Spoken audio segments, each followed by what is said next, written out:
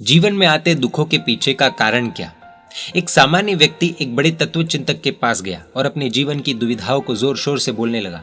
मेरी मम्मी मेरा ध्यान नहीं रखती, मेरे पापा मुझे धंधे में लगाते नहीं, मेरी बहन मुझे राखी नहीं बांधती, मेरा भाई मुझसे बात नहीं करता, हमारा 36 का आंकड़ा है, मेरे दोस्त भी सभी स्वार्थी है, खुद का काम करवा कर मुझे छोड़ देते हैं।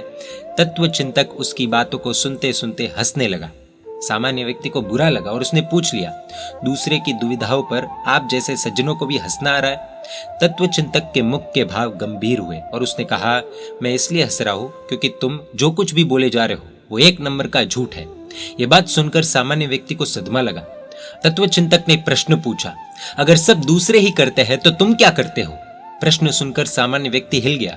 उसे रियलाइज हुआ कि हकीकत क्या थी। इस दुनिया में सबसे बड़ा अपराधी यदि कोई है तो वो हम खुद है, यानी कि हमारे कर्म है। You are the cause and you are the effect.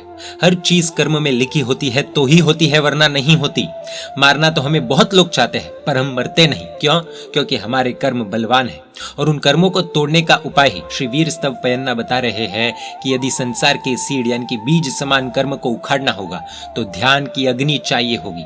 प्रभु और खुद की आत्मा के सिद्ध स्वरूप के ध्यान बिना सच का कभी भी ज्ञान नहीं होता और इसीलिए ही ध्यान योग को ज्ञानियों ने बहुत ही बड़ा कर्म नाशक योग कहा है।